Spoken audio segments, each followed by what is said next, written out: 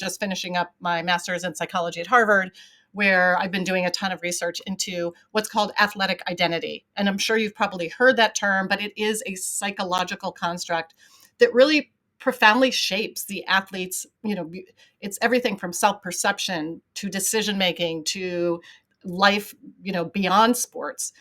And those of you that are out there now, that are athletes perhaps right now, or you were in the past, you know that athletic identity is not just about being an athlete, it's an intrinsic part of who you are.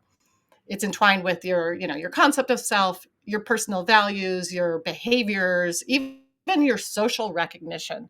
So, you may have noticed when you're in your sport, you're totally in the limelight. And when you step out of that limelight, it's almost as though the people around you seem a little different.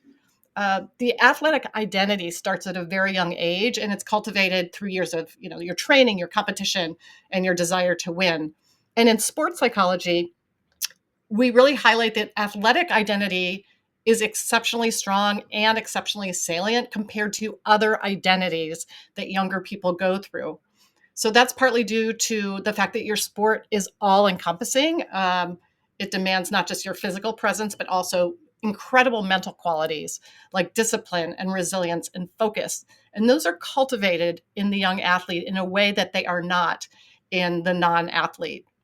And in fact, a number of studies that we've reviewed have really pointed out that as when you have that athletic identity as a young person, it overtakes all the other identity roles. So growing up, we have the role of sister or son or student. And typically the athlete, their first identity that they grab onto is that athletic identity.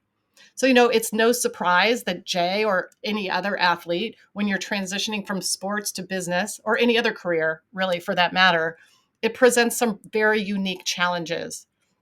And in over the 100 studies that Jay and I have gone through, mostly in 2023 and early 2024, what we found is that when athletes retire, whether it's by choice or injury or, graduating, most athletes incur some degree of identity gap, what's called identity gap or identity crisis, identity foreclosure, where the loss of that athletic role leads to a void that's really difficult to fill.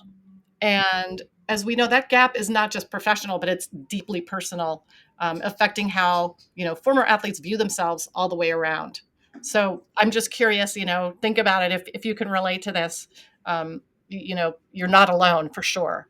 So the challenge is then to bridge that gap. And that is typically done just by bringing back what the athlete experienced during their sport, which is community, coaching, accountability. And that's what we'll be talking